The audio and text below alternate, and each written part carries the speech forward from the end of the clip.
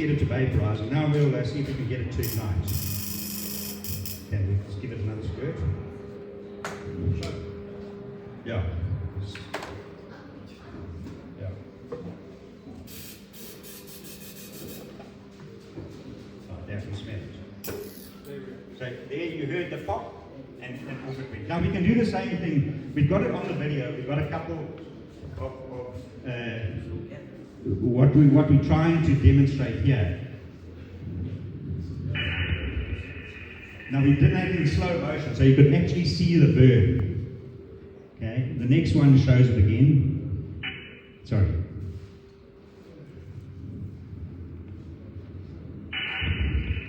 So you can see how the burn, and it isn't an explosion, it's a burn. And that's the thing that we want to have a look at. So here's the next one, and this is the genie. You do this with a brandy bottle or something when you finish to rub it and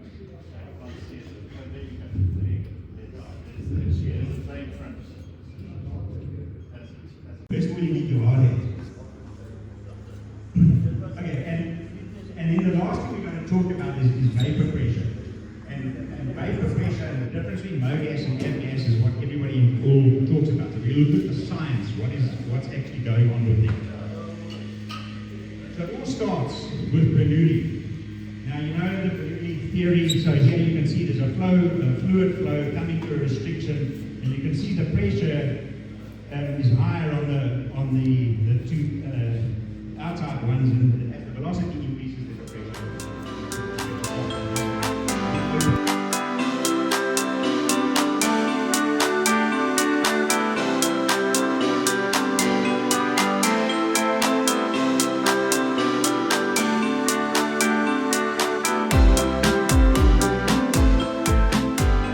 All right, we met up with Willie. Willie, how are you? I'm well and you, sir. Good, good. What are we doing here at Tedderfield today?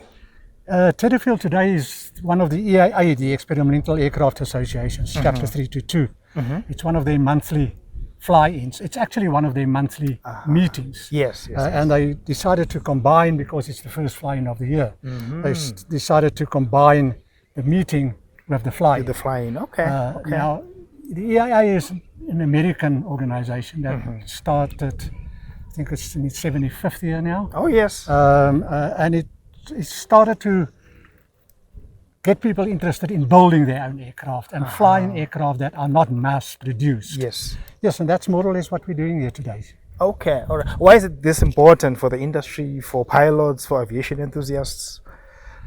It's important, I think, number one, because it builds general aviation on a fairly cheapish way. Because I mean, if you buy a factory aircraft today, I'll just use as an instance a Cirrus aircraft. There's no Cirrus here today. Yes. It's a four-seater.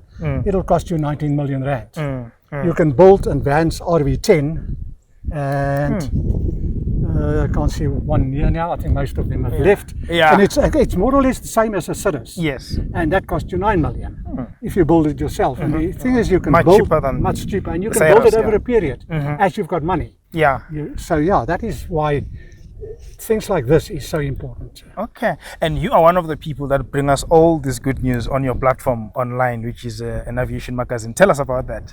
Okay, yeah, Pilot's Post was actually designed by a friend of mine. We're still partners as far as business is concerned. He designed this program. He was the president of Krugersdorp Flying Club, and he had built about 3 aircraft, one of which was an RV7 that 3 years in a row took the best RV built in South Africa. But he works for a company called Cisco, which is the biggest computer company in the world. Yeah. So he couldn't carry on with it, and I then bought it from him. He's in the meantime immigrated to the UK. Actually, he's been transferred by the company, to British Telecom. Okay. So he's still involved in the magazine as far as the upkeep of the program is concerned. I run the rest of the stuff. Okay. We try and go to all aviation events, and we do a report. We publish 4 reports on a Sunday, and we publish 2 reports on a Wednesday. So we publish 6 reports, and we've been going now for 14 years. Okay. And it's free of charge. Pilot's Post. Pilot's Post, yeah. Keeps the industry in tune on what's happening. Yeah, that's it, Yeah. And like all magazines. We survive on advertising. Yes. Yeah. From the industry itself. And that's more or less Pilot's Post. Okay. Currently, we average on 1 million plus viewers per month. Whoa, that's a big stakeholder base. Yeah. Okay. 45% of our 54% of our readers are from South Africa. Okay. 46% is from overseas, of which America is our second biggest market. Oh, nice. Nice. Yeah, so that's more or less it. So that talks the relevance of the platform that you have. It is relevant. People want that content. They want to consume what you produce for them. That's interesting. But tell us now, what is it that is in there in the experimental aircraft ownership space for children, youngsters who might want to be excited about aviation? What activities are there that you could sort of share with us? Currently, we've the AI, and again, this is an American. It started in America a couple of years ago. Last year, they flew their 20 millionth young eagle. That is called a young eagle. That's anybody from 8 to 16 years old. Okay. Qualify as a young eagle. And the pilots that fly these kids fly them at their cost. Yeah. It doesn't cost them anything. They fly them as volunteers. It's voluntary, yeah. We brought that over to South Africa, obviously, because we are the only chapter in Africa that is associated with the American. And so we have normally got 2 young eagle fly-ins per year. And we've got somebody that organized that, and he approaches schools and he says, they would know by then which kids show an interest. And there are quite a few schools that's got little aviation societies. Victoria Boys High, for instance, has got a massive big one. There's a school on the way out, Tedderfield Way, that's got a society. There's one on Springs that's got a society. And then they can go and they get a lecture on what it's all about, and they get a flight. And to try and build that passion for aviation. And we've had successes. Not a lot, but we've had successes of people that went through that and then eventually they became went pilots. into the industry. They went into the industry. Not necessarily as pilots. Because not everybody can fly at the end of the day. Exactly. But as in the industry, as mechanics or instrument people and all that type. So there's a lot of other things besides flying. Yes, true. The industry is broad. Industry is very broad.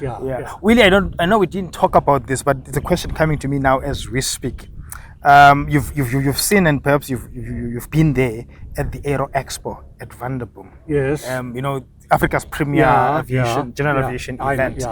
Is the EAA participating in the Expo? We participated, yes. Okay. We also participate with the African Aerospace and Defence Industry, which is held every second year. At Waterkloof, Okay. We So I hope to see you in July at Vanderboom at the Aero Expo SA. You might see me, or you might see one of your people, one of our people, Because normally July is Oshkosh. Oh yes, in America. And up in the US, And then we're up in the US, to go to Oshkosh. Yes. All right. No, thank you so much, Willie, for coming to talk to us. And well done with your initiative, and I wish you all the best. And if there's anything we can do to help, please let us know. I will definitely. We are there to change this industry, and we've got a base of people that must go in there for this industry to survive. Yes, true.